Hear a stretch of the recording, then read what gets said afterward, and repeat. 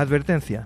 Este programa, sus componentes y posibles invitados no tratan de expresar ideas políticas ni religiosas. En este programa solo divulgamos hechos históricos y relatamos leyendas sin ningún posicionamiento político, ni religioso, ni social.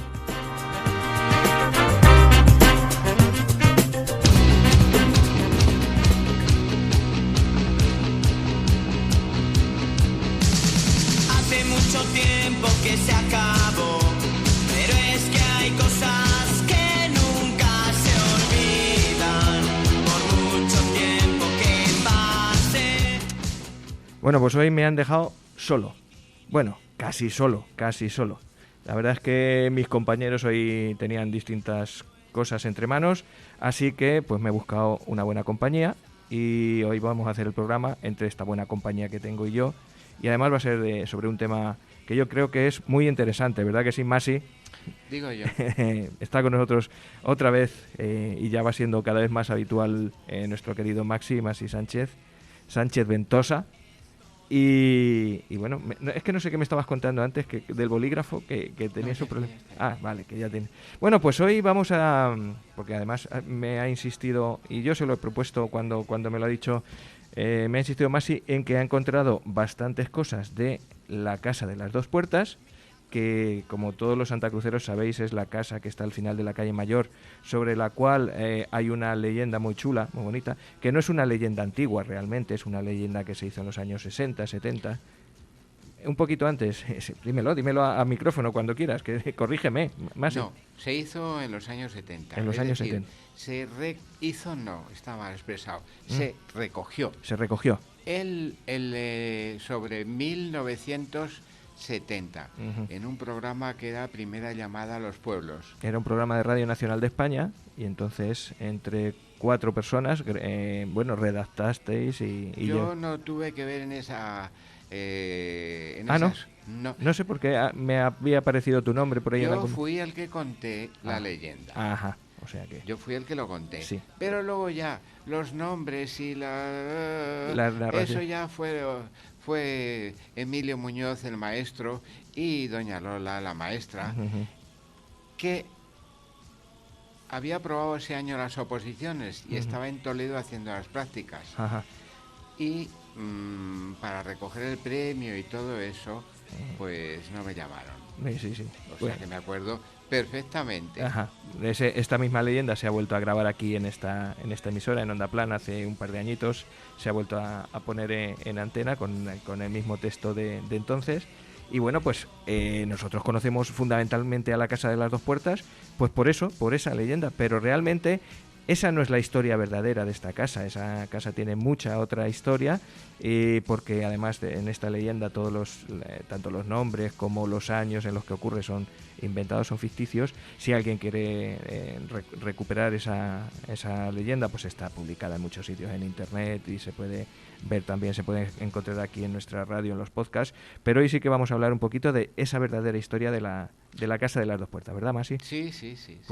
Pues nada, ¿por dónde empezamos? Dime, ¿empezamos por el principio o vamos? No lo sé. No lo sabes. ¿Por dónde empezar? Pues. ¿Sabes? Lo que sí te digo es que la casa que todos hemos conocido, que tengo aquí delante las fotos, estuvo en pie hasta los años 80 o por ahí. Pero esa casa había ocupado más espacio del que tenía, puesto que me salió en un documento que no podría decir dónde ni cuándo, que abrieron una calle nueva, porque la calle Mayor iba directamente desde el Arco de la Villa a la plaza, pero abrieron una calle nueva. ¿Cuál pudo ser, Rafa, la calle nueva? El callejón del 4 de Oros, evidentemente. Sí. Es la calle más pequeñita del pueblo, solo tiene una vivienda. Sí. Así que, evidentemente fue esa calle que la abrieron pues para comunicar la calle Mayor con la calle Llano sin pasar por el Arco de la Villa. ¿En qué momento se abrió? No podría decirlo, pero sí que leí en alguna parte de la calle Nueva. Era esa. Es esa, sí, tiene su lógica. Si la muralla en su día iba desde la puerta del Arco de la Villa para abajo por toda la cava, ahí no tendría por qué haber una segunda puerta, evidentemente. Esto es. Ujú. Entonces hicieron esta casa y la hicieron con la foto que todos hemos conocido, y en ella vivía una familia de las más importantes del país, los Manrique de Lara. Ujú. O sea, ¿cómo llegaron aquí? No lo sé. ¿Cómo llegaron los Manrique de Lara a Santa Cruz? Pero evidentemente cuando hicieron el reparto, cuando se marcharon los musulmanes, hicieron el reparto de los terrenos que había que repoblar, no sé cómo apareció esa familia, pero eso tiene que haber un especialista en grandes familias, porque Sí. son de las familias del país que Igual bueno, que siempre hemos dicho que los Chacón o Sí. los Aro vienen Sí, del norte, sí, vienen del sí, País Vasco, sí. vienen de La Rioja, vienen Sí. de por ahí, o los Cao Cordido son gallegos, pues estos también aparecen por aquí en época de repoblación. Efectivamente, aparecieron y se quedaron en esa casa, que son los Manrique de Lara. Ujú. Bueno, pues estos Manrique de Lara, la casa que hemos conocido todos era como de 1600 o por ahí, pero evidentemente estaban aquí mucho antes. Es decir, se la hicieron nueva en aquella época, pero estaban antes. Sí. Y he encontrado cantidad de testamentos de los Manrique de Lara, ¿sabes? Que en el escudo que hay en la calle Mayor, en la Casa de las Dos Puertas, los Lara son unas calderas. Ajá, sí. Siempre dice Pacheco que tiene que ver, que se parece al escudo de los Pacheco, lo de las calderas y demás. No sé si tendrán algo en común, pero sí que es cierto que alguna vez lo hemos hablado, lo de que ese escudo, que además está partido en cuarteles, que tiene bastantes familias ahí metidas y que hay unas calderas, igual que aparece el... 3 o 4 Ujú. sé quiénes son, Ujú. pero, por ejemplo, los Cano Cordido están. Está el cordero atado al árbol. Esto es, y están los Manrique de Lara, que son unas calderas, Ujú. las calderas de los Lara, Sí. ¿sabes? Y bueno, pues pusieron su escudo y hicieron una casa, o sea, y esa casa la vincularon. ¿Qué es eso de vincular? Pues es que esa casa la vincularon, es decir, la ataron, es decir, la anudaron.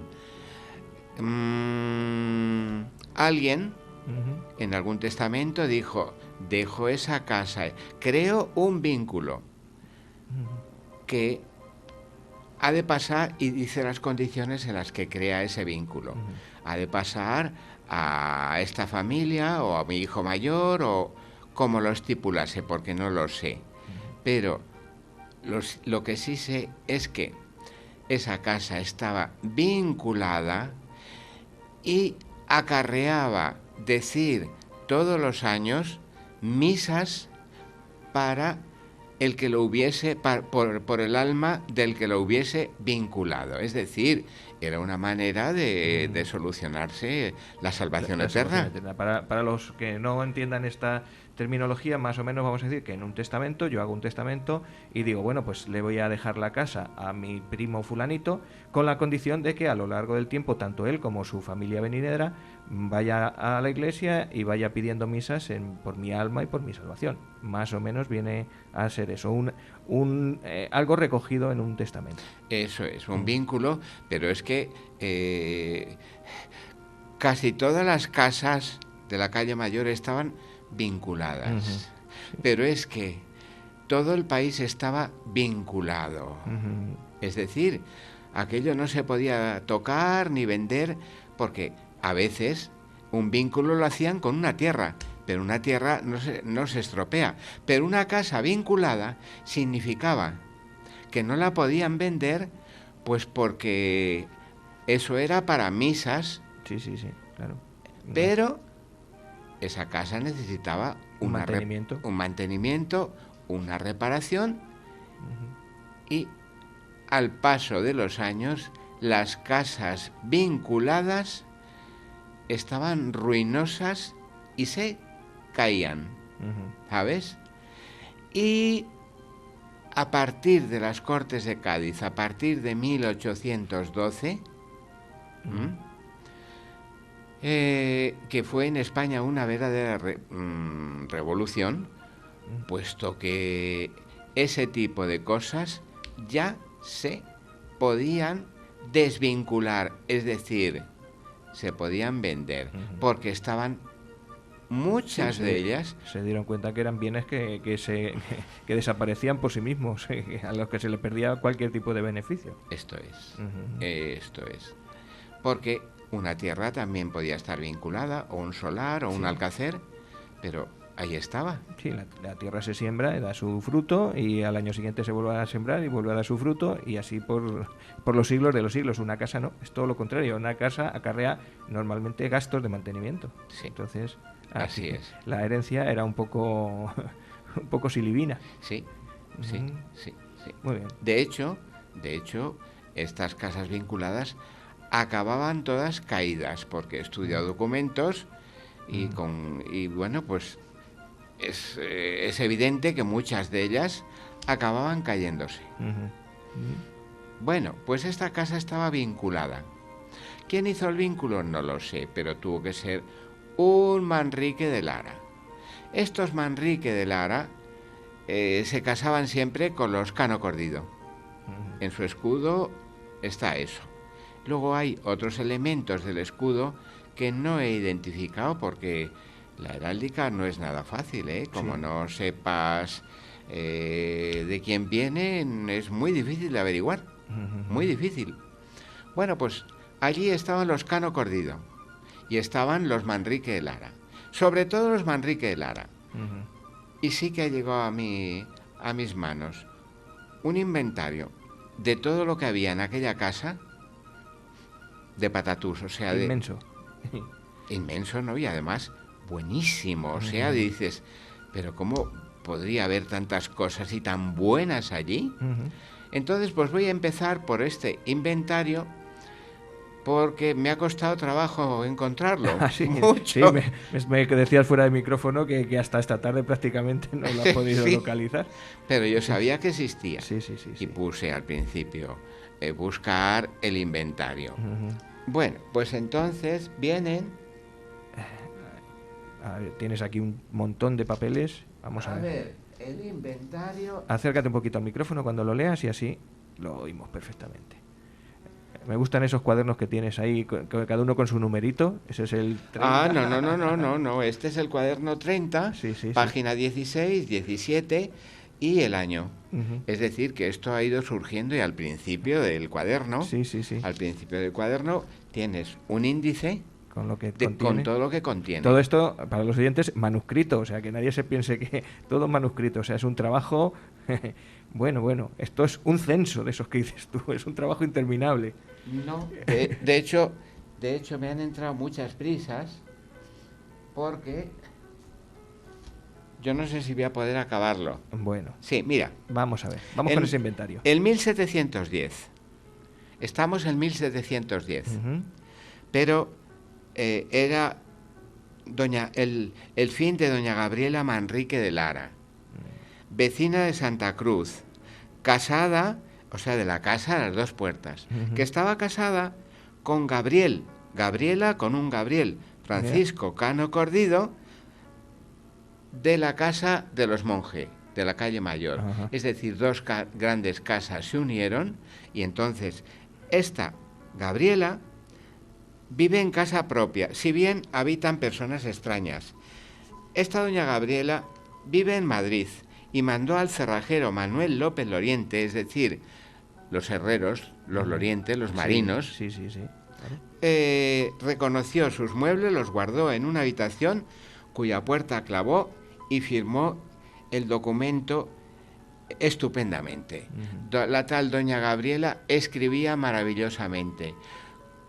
Pienso que esta chica, o esta señora, se educó en una ciudad, puesto que el tipo de letra que tiene no es de... Es de academia, entre comillas, es decir, que no es de un maestro de primeras letras. Es de niña de colegio, en 1710. Manda un escrito a Manuel Valencia, que vive en su casa, y se le notifique que las deje libres y desembarazadas, y que la habite un Martínez de Soria. Bueno, auto para que hagan inventario de los bienes de doña Gabriela Manrique de Lara ante el alcalde, que era Luis de Fominaya y Contrera. He dicho ya en otros programas que los Fominaya es un apellido que desapareció, sí, pero que los Fominaya cortaron el bacalao en Santa Cruz. Desde 1500 a 1800 y pico eran los que estaban en todos los sitios. Fíjate que hemos nombrado ya casi las 4 o 5 familias más pudientes de Sí, Santa Cruz. Entre sí. los Cano, nos faltan los Chacón quizás, y ya completamos. No, esta familia no tenía nada que ver Por con eso, los Chacón, hijo. Se conoce que eran enemigos. Eran enemigos. O no, no. Pero que si hacemos un recuento de las familias grandes de Santa Cruz en estas épocas, son todos estos. Es decir, son los que acabo de decir, que estaban emparentados de una u otra manera, más los Chacón aparte. Los Chacón nunca con esto. Te digo, nunca. Nunca. Aquí bueno, pero esta señora tenía coche propio, coche de caballos, claro, con todos sus pertrechos. Es decir, que esta señora se iba a Madrid, donde vivía, en su coche propio, y tenía casa en Madrid. Es decir, que tenían un nivel increíble. Sí. Pero, como toda su hacienda estaba vinculada, porque se lo habían dejado vinculado y no lo podía vender, pues poco menos que se estaba viniendo a la ruina. Poco menos no, se estaba viniendo a la ruina. Y su hija, doña Melchora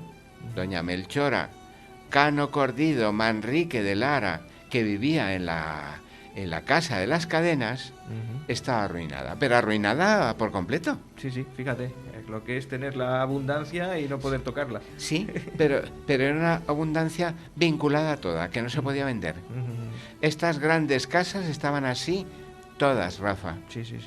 Todas, incluida la Casa del Gallo, que no tiene nada que ver con estos. Mucho escudo, mucha casa, mucho criado, pero todos arruinados, ¿sabes? Bueno. ¿Y en este inventario? En este inventario sigue diciendo, un coche, una papelera, o sea, una papelera es un vargueño, con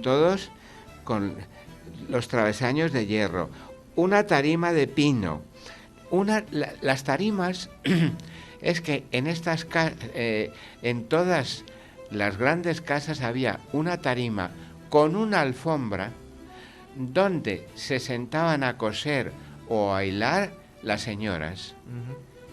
Todavía existían las sillas, pero existía la costumbre moruna de las tarimas. Y en esta casa la había. Bueno. Y además como cosa de valor, porque se inventaría, o sea que no es una simple tabla.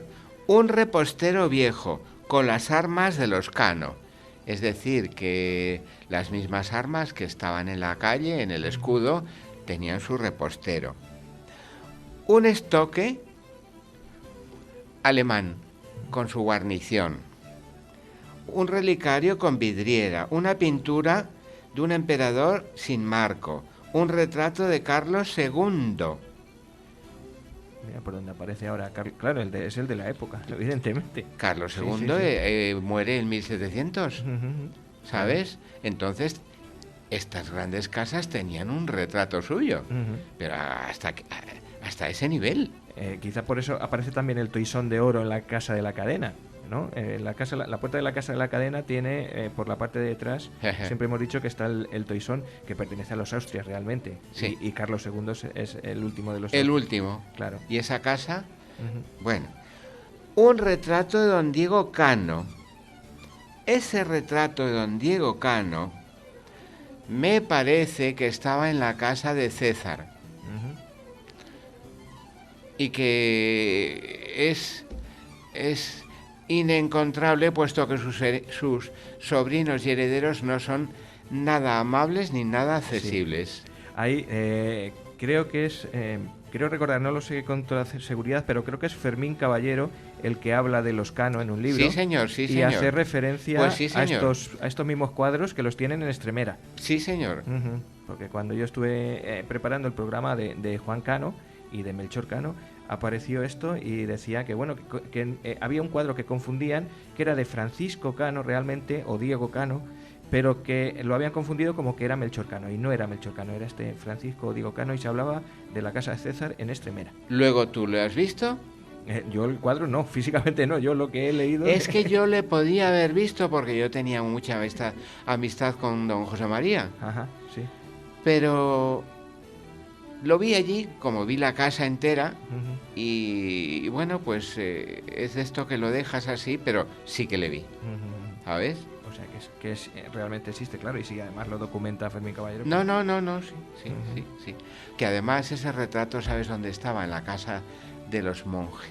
Ajá. En esa casa, Sí, que era de sí. los Cano Cordido. También, sí. Y estaba allí.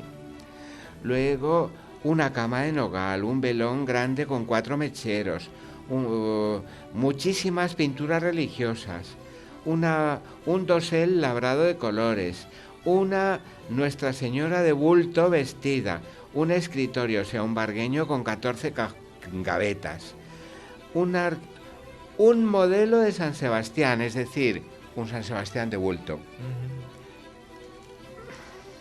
Y sigue, sigue. Y sigue, a ver por dónde seguimos, porque un braserillo de mano pequeñito. Un braserillo de mano es un brasero muy pequeñito que se ponía encima de la mesa para cuando estabas escribiendo calentarte las manos. Ajá. Y no arrecirte, que es una palabra que... Sí, viene de No, que es una palabra que no se utiliza. No se utiliza, está fuera. Bueno, pues esos braseillos de mano, pues Sí. existían. Voy a contar solo Sí, lo más principal, sí, porque podemos estar aquí 3 días con todo lo que tienes ahí apuntado. una señora de bulto con un niño vestida, con un... vamos a ver. Una colgadura de cama de reina, es decir, que era de estas camas que tenía colgaduras para que los mosquitos no te picasen en verano. Unas arracadas, esos son los pendientes, de piedras azules. Un rosario de cristal. Una culebra de alambre con su caja. Eso no sé lo que es. Una culebra. No lo sé. 2 fuentes de peltre. Peltre es como estaño. Ajá, sí. Una colgadura de seda de damasco encarnada. Y creo que no sigo. A ver.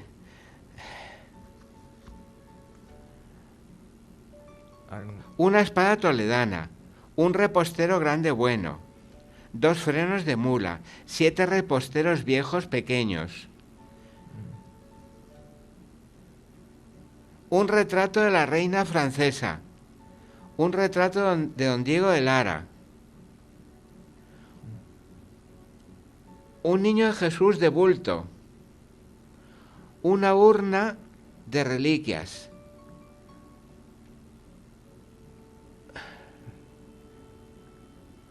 Y sigue. Y seguimos y sigue apareciendo. Y te dicen que en qué sala está. Ajá. En el cuarto que sale al corredor. En este caso, esta casa tenía salida también a la cava, o no, por la cava está una salida de carros o algo así, ¿podría tener? ¿O Sí, no? no, tenía salida. Ajá. Tenía salida porque te voy a contar. Llegó un momento en que como esta casa estaba ruinosa, los de enfrente, que era la casa del cadenero, que eran los Jiménez Manso, no andaban muy anchos de espacio.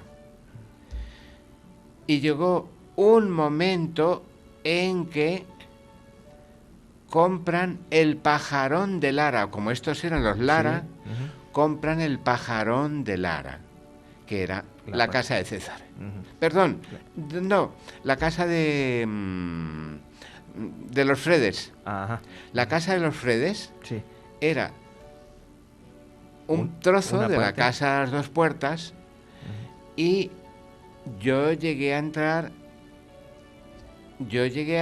y tenía un trozo del patio, un trozo del corredor, es decir, que eso lo partieron en su momento y pasó a la casa de los Cadenero, que estaban muy estrechos, se conoce. Sí, no tendrían suficiente espacio para los Y aperos. como estaba, no vivía nadie, o es que era una argucia que inventaron para comprarlo, y como estaba vinculada no se podía comprar, no se podía desvincular, Sí. no sé si es que ellos... total, que esa casa se partió.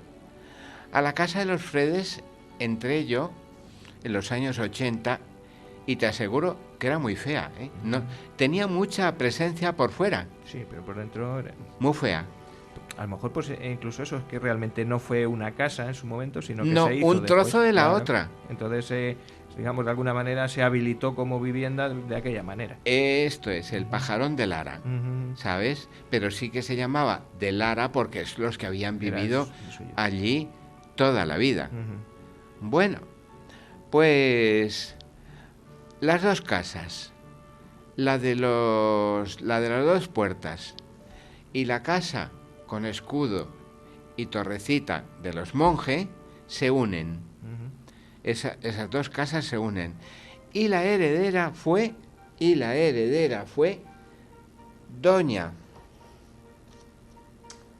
doña Teresa Cano Cordido. Esa heredó las dos casas. Ella vivía en la calle Mayor y le interesaba deshacerse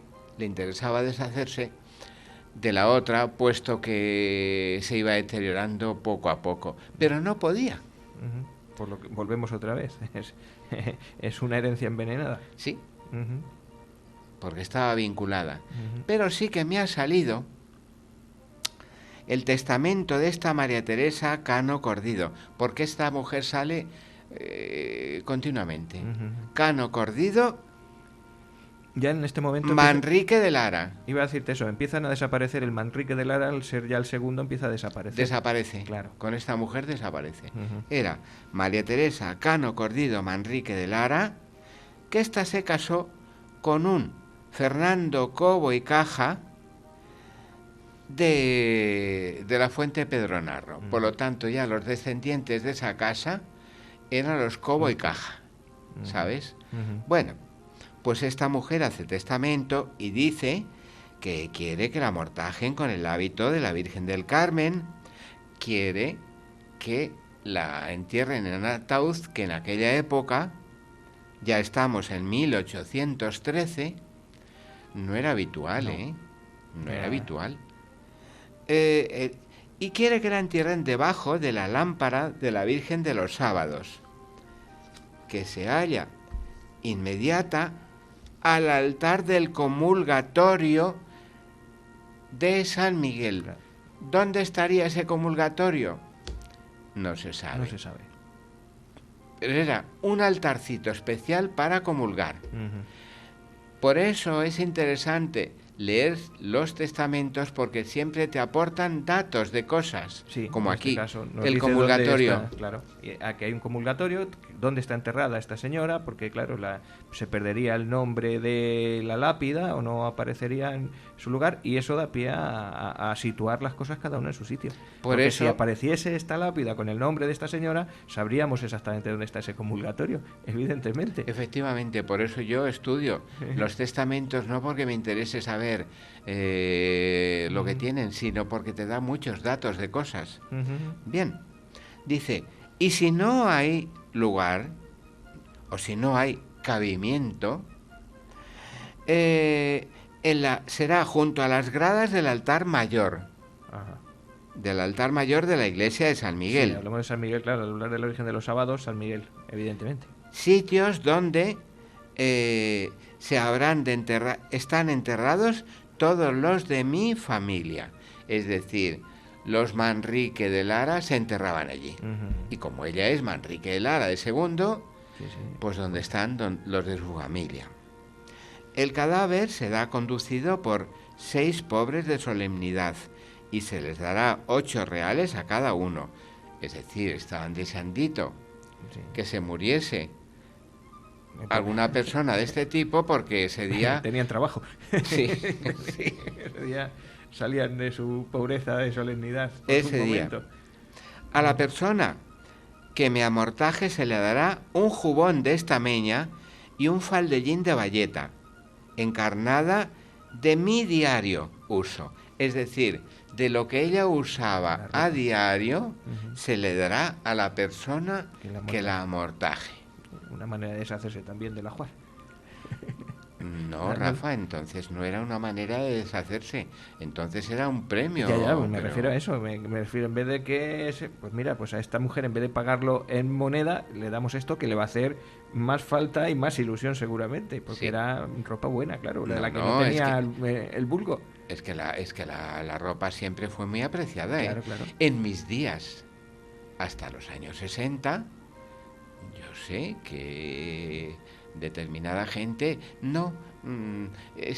tiene la chaparrona de su madre Ujú. para usarla a Sí, diario. había una ropa de diario y afortunado el que tenía una de los domingos.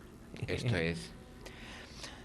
Que vayan todos los eclesiásticos, vayan al entierro, dándoles 10 reales a cada uno. Y si hubiese algún lego, es decir, uno que no hubiese hecho todavía los votos, a ese solamente se le darán 4 reales, puesto que se supone que sus rezos tenían... Tenían menos valor. Que vale menos. Sí. Lo mismo, todo esto se repetirá al día siguiente, que será la misa de cabo de año. El día de mi entierro, estando mi cuerpo presente, se celebra por mi alma una misa cantada de requiem y salve a Nuestra Señora, y al día siguiente misa de cabo de año. Pero además de eso encarga 50 misas rezadas a 4 reales cada una. Pues me parece en esta familia no una tacañería, pero intuyo que esta mujer ya no andaba muy bien de pelas, porque en estas familias lo más habitual era 1000 misas. 1000 misas. Ujú. Eso era Menos de esos. lo usual y lo habitual. Y esta mujer que encarga solamente 50 misas, me supongo que ya andaba mal el asunto, ¿eh? Andaba ya muy mal. Bueno, pues le dicen las 30 misas de San Gregorio. Pero no hay que pensar mal. Pudo que esas 1000 misas o esa cantidad de misas las mandase decir en vida, que era puede ser, una también. práctica muy habitual, porque sus herederos sabe Dios que podrían hacer. Sí, se las dirían o no, se quedarían con el dinero o no. Calla, calla. Pero esas misas era obligatorio que la cuarta parte se dijese en la parroquia y luego las otras donde quisiesen los herederos. Pero ella, como no estaba muy segura Sí, sí. de que los herederos le dijesen todas las misas, se las dijo en vida. Y hablas de San Gregorio. ¿Dónde estaba San Gregorio? No. San Gregorio no existía aquí en Santa Cruz. Es que una práctica muy habitual, era decirle de la gente pudiente, era mandarse decir las misas de San Gregorio o las misas gregorianas. Eso lo he conocido yo en mis días. Sí. Yo he conocido doña Irene García, la madre de Inocencio, cuando se murió, mandó que le dijese las misas gregorianas. Ajá. O sea, que es por la forma de dar la misa, lo de San Gregorio. Pues O que tenga canto gregoriano. no, pues debe ser. ser por lo del canto gregoriano. Sí, porque como pide una misa de requiem cantada, puede ser. No Vamos, lo sé. Puede ser, bueno. Las ahí. misas gregorianas no lo sé, pero bueno, pues yo En los habrá años que 60 investigarlo, sí. supe de alguien que se había mandado decir las misas gregorianas. Pues mira, por aquí Entonces, aparece. Rafa, no te pienses que es que San Gregorio era una capilla, No, no, claro, no. yo pues me digo, pues a lo mejor una ermita que había extramuros, que ahora puede tener otra advocación, o porque sí que, ¿dónde he leído yo? En la hornacina de encima del arco de la villa tenía una advocación, puede ser San Gregorio o San Benito. San Benito. San Benito. San Benito. Sí, sí, sí, sí. Por un lado, encima de la hornacina, por un lado estaba San Benito, que por eso nunca ha habido un accidente en el arco de la villa, porque dicen que San Benito le protege. Bueno, pues ya está. Pero por un lado estaba San Benito y por otro lado estaba una imagen de la Virgen María. ¿Sabes? Que me lo dijo a mí doña Elena Jimeno eso. Bien. Bueno, luego dice las mandas a los hijos y lo que tal. Y herederos. Mis hijos, que eran Julián, Juana, Nicasia, Cobo y Caja. Y Cano Cordido por su madre. Ya el Manrique de Lara se pierde. Hijos de don Fernando, mi marido. Luego viene el testamento de su marido, que vino de la fuente y no trajo nada más que 3 trajes de suponer, de ponerse. De ponerse Pero entonces utilizaban en los testamentos las ropas de suponer, de ponerse. De ponerse. Vaya. Sí, sí, sí. La ropa del Entonces, diario, vamos a decirlo todo así. lo que había en esa casa era suyo, pero ya la casa de donde vivían, que era en la calle Mayor, la casa de la Torrecilla, Sí. también estaba vinculada. Y ya no andaba muy bien, porque esta mujer tuvo un hijo demente encerrado en el manicomio de Toledo y tuvo que pedir permiso para vender cosas vinculadas porque le hacía falta Para el mantenimiento. para el mantenimiento de su hijo que estaba en el manicomio de Toledo. Y dirás, ¿y cómo lo sabes? De los papeles te sale todo, antes o después te sale todo. Sí, sí. Y aparece este niño No, hijo. era un señor,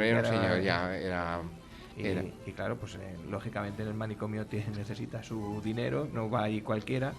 Y la manera, pues eso. Y esos permisos se concedían, es decir, permiso para vender algo vinculado. Se supone, Sí. no lo sé, pero se supone. Ujú. Pero estas casas andaban así, ¿eh? Ujú. Andaban así. Y bueno, pues ya nos hemos plantado en 1813, ¿eh? Ya desaparece la casa de los Manrique de Lara de las Dos Puertas y era aquello una ruina. Bueno, pues estamos en esa época, 1820 o por ahí, y un señor que se llamaba Bernaldo, de los Bernaldos de la Sí, sí, sí. un apellido muy corriente de También aquí, Santa sí. Cruz, la compra. Ese Bernaldo,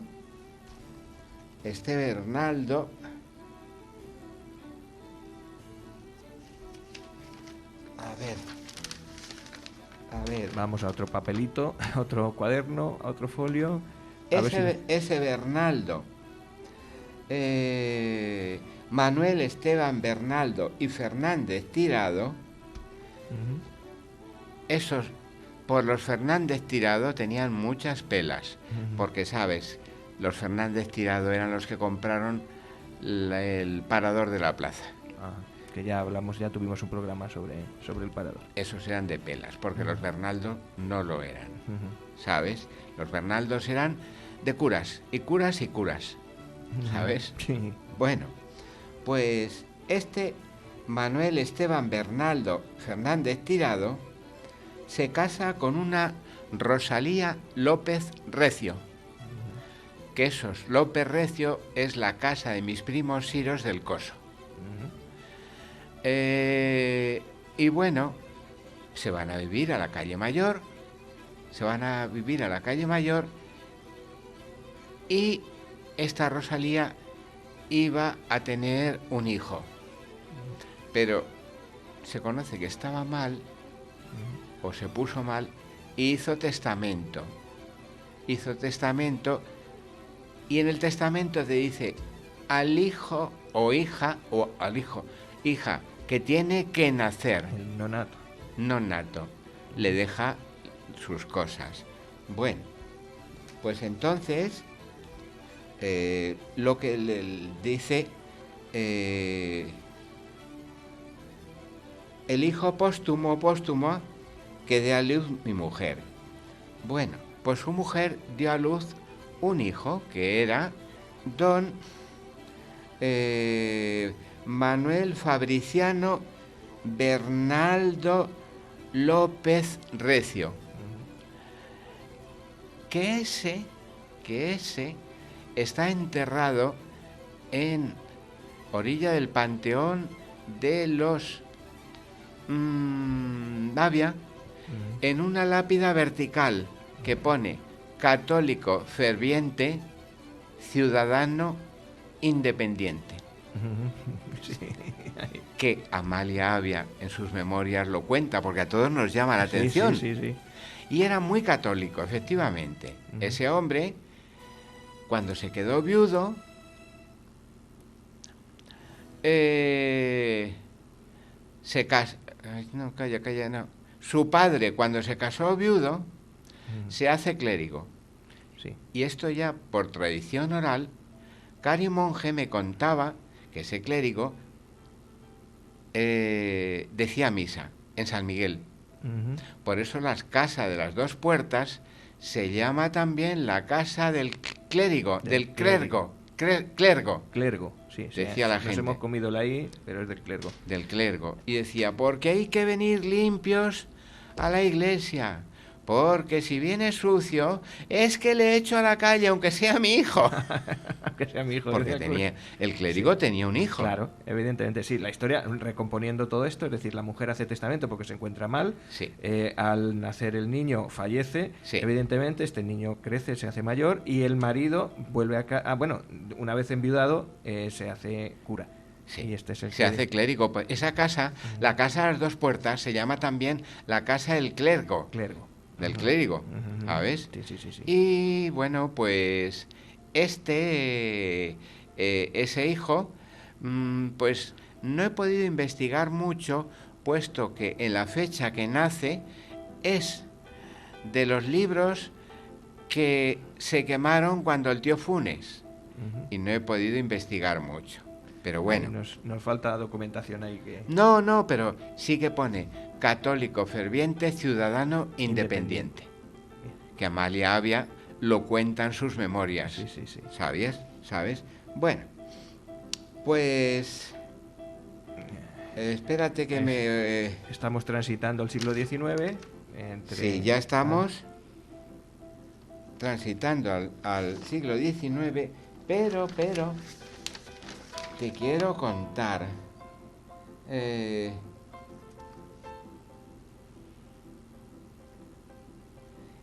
Este Manuel Esteban se casa con Rosalía López Recio y Novillo Chacón. ¿Qué eran? Háblame para acá, el micrófono. Ya. Se te oye peor. Dime. Que eran escribanos. Los López Recio del Coso eran escribanos. ¿Sabes? Y bueno, tenían que ver con los escribanos de la Cuesta Budia, porque los Budia también eran escribanos. Bueno, pues de pronto me encuentro un documento que es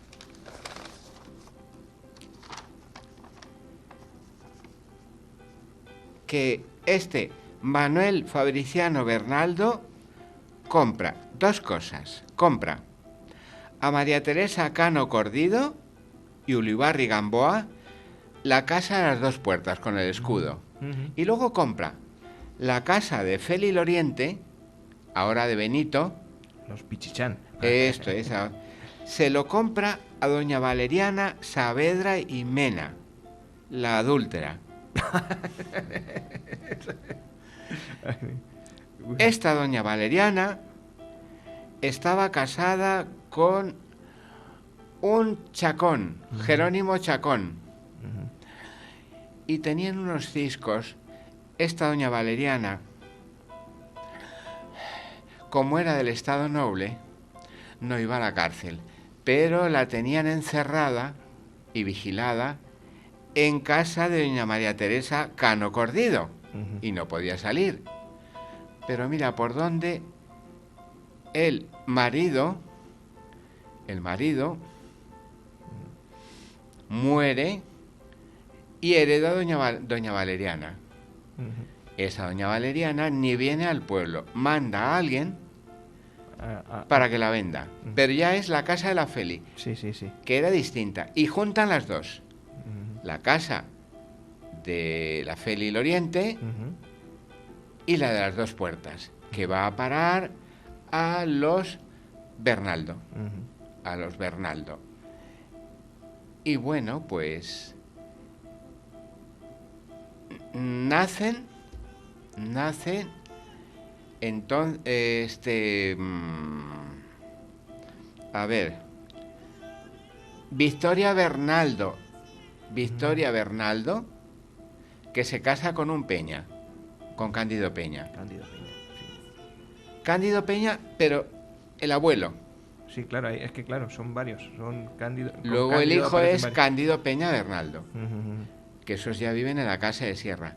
Y luego la otra parte, de la casa de las dos puertas, eso pasa a una de Corral, a una de Santa Cruz, que era, pues, de Fernandito, Ajá, sí. para que nos entendamos. Tanto en Santa Cruz como en Corral de Almaguer se conoce a Fernandito y a los Fernanditos. Esa, con un Amores, un Fernando Amores de Villa de Corral, y la casa a las dos puertas pasa a estos de Corral. Ajá. Deciden en un momento determinado, estaban buscando en los años 80 un local para la caja de ahorros. Creo que es en el 79 cuando se derruye, creo, recordar, puede ser. Hablamos de 1979 ya, Sí. siglo XX. Se derruye y se llega a la situación actual, pero se salva el escudo. Pero se salva. Entonces, no he querido dar más nombres de más Canos porque nos Cordidos. perdemos ya con lo que llevamos, ya hilar esto que yo creo que está bastante bien hilado y que se puede seguir bastante bien lo que hemos contado, toda la historia de la casa desde sus orígenes hasta la fecha.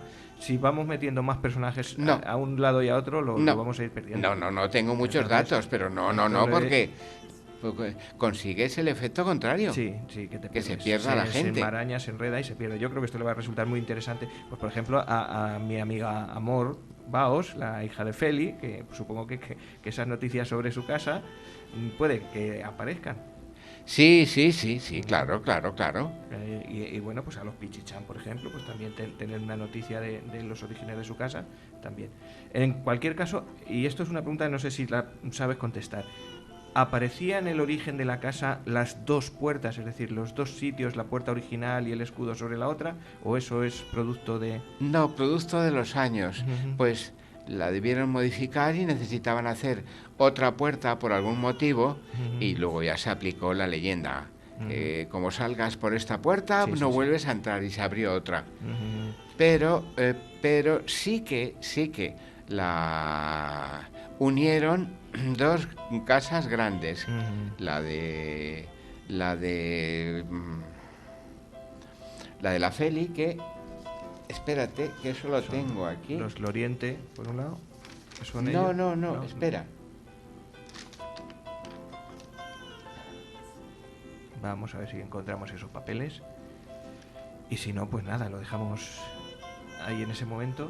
Pero sí que es cierto que luego, claro, ya para los que nos vengan a visitar y para los demás, nosotros lo que encontramos hoy en día es una fachada de ladrillo con piedra, que sigue exactamente la fachada original. Se ha perdido, sí es verdad que se ha perdido un jardincito que había haciendo esquina en lo que hoy es el Callejón del Cuatro de Oros, sobre lo que yo recuerdo de la casa anterior a 1979. Allí hay una verja y un jardincito que no tenía salida a la calle, que eso sí que se ha perdido, es ahora la actual entrada. Eso, Rafa, te cuento.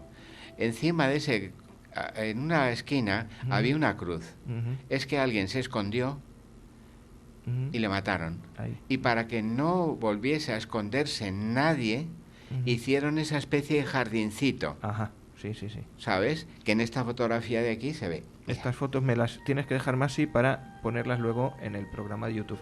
Tengo aquí, lo voy a decir, fotos que seguramente serán de esa época, 1960, 70, que se ve aquí todavía la carnicería de Luis, se ve el estanco y se ve, sí que es cierto que con mucha ruina.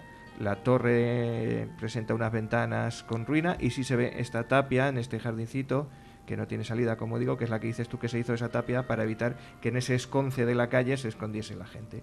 Aquí hay otra vista desde la esquina de Luis mirando hacia el Arco de la Villa, y sí que aquí aparece una puerta de portada que está encalada en blanco, que hoy actualmente no existe, que es la entrada hoy de la escuela de inglés, y hay varias cosas ahí que pertenecen al ayuntamiento. Aquí tenemos otra foto del escudo, que es el que dices que se salvó, el que hoy podemos contemplar. Menos mal. Que sí, que es un escudo pues muy bonito. Y otra desde la otra perspectiva. Y estas, si podemos y si me las dejas, las vamos a escanear y las vamos a poner, como el programa lo ponemos en YouTube y lo ponemos en imágenes, sobre esta narración que estamos haciendo, pues aparecerán estas fotos y así la gente las puede ver. Mire, incluso ese mirador que hay arriba, es que hubo un tiempo,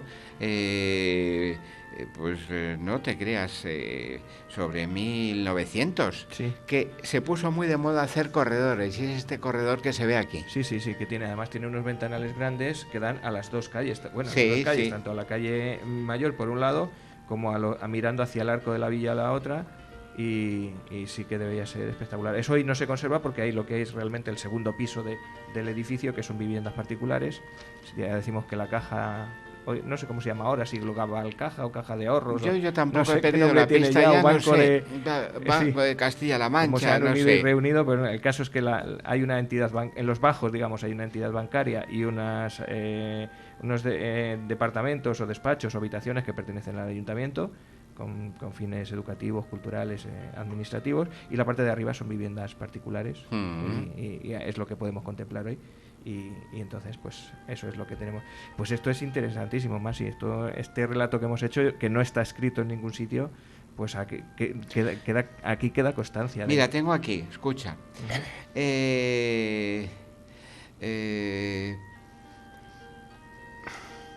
Victoria Bernaldo, que hemos dicho que se casó con un Peña. Bien, por eso son Cándido Peña Bernaldo. Y luego tenían un tío que era don Agustín Bernaldo. A ese le tocó la casa de sus abuelos del Coso. Y en el Coso, en la casa de mis primos Siros, pone A.B. Agustín Bernaldo. Ajá. A.B. Igual, claro, eso si tú no lo conoces y no lo dices, nadie sabe de dónde provienen esas iniciales. Son mismo que en toda la tapia que hay frente a tu casa, al hotel, que ponen las iniciales de los César, que si tú no me lo explicas un día, yo no sé a qué corresponden esas iniciales. Las de justamente en la tapia... Me lo ha preguntado gente. Sí, porque eso lo cercó el padre de César, el padre o el abuelo de César. Y son los apellidos. Entonces era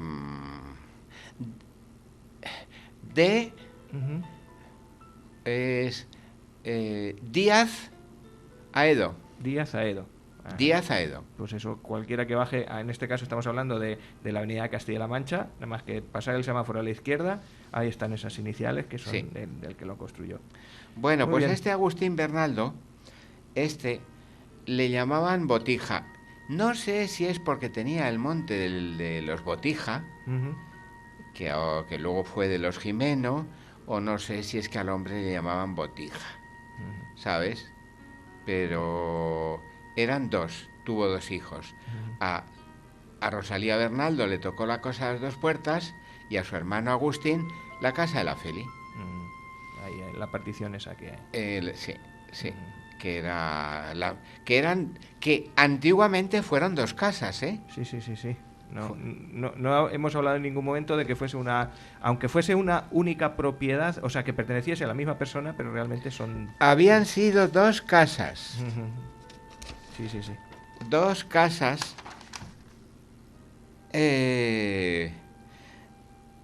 Porque el hijo... Bueno, no quiero liarlo más. Lo cierto es que la Casa de la Feli, Juan Jerónimo Chacón...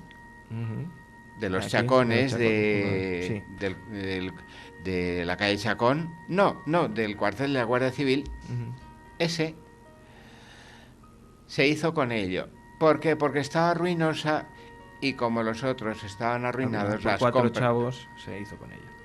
Lo que ocurre es que se murió antes que su mujer, que la habían encerrado por adúltera. Sí, la que hemos contado antes. Y por ahí cambió la... Y lo historia. que sí también, en 1813 dice, no hicieron escrituras, las hacen y lo dan por bien hecho, porque por efecto de los desastres de la desoladora guerra, habla de la guerra de independencia. Exactamente. Este Jerónimo Chacón debió comprar también la casa vinculada, aunque estaba en el siglo XIX ya la pudo vender.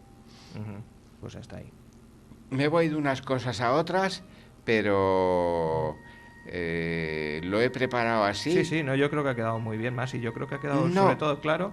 A lo mejor nos podríamos seguir dando muchísimos más datos y muchísimas más. No, porque además ya estoy muy cansado. Sí, y yo creo que es el momento justo, porque además casi llevamos una hora, fíjate, se nos ha pasado una horita aquí de dar esto por zanjado, por terminado, y sí que te vayas pensando de qué vamos a hablar otro día, porque hay mucho. Mira, puedo de muchas cosas, pero yo se me ocurrió que iba a hablar sobre la casilla del garitón, pero eso es muy poco, la casilla del garitón. Bueno, pero... Que es un dato muy tonto, pero que no lo sabe nadie. Eso lo podemos hacer cuando estemos todos aquí, y no está Juan, no está Joaquín, pero integrarlo, como nosotros hacemos 3 partes de programa, pues eso, una parte del programa. Hoy es que había muchos datos, sí, hoy y he tratado de abreviarlos como he podido, ¿sabes? Y yo intento que se me entienda, intento hacerlo esto agradable. Ameno y agradable. Pero lo que sí te digo es que esta doña María Teresa Cano Cordido Manrique de Lara vendió y vendió. Y aunque estaba arruinada, pues poco sacó también. No, a lo mejor lo hizo por su hijo que estaba demente en Toledo. Que decíamos, y a esta le facilitaron más las cosas, o en fin.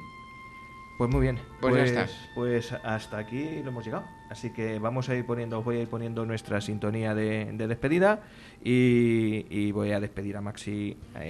Además le emplazo a que venga aquí, porque ya esto decía Joaquín el otro día en el WhatsApp, que estuvimos hablando, digo, va a venir Maxi otra vez, dice, vamos a tener que ponerle en nómina. Así que vas a cobrar, de aquí a ahora cobras lo mismo que nosotros. Es decir, nada. Gran estallido, ¿dónde estamos antes de nacer? ¿Dónde está el eslabón perdido? ¿Dónde vamos después de morir? ¿Qué son los agujeros negros? Se expande el universo, es como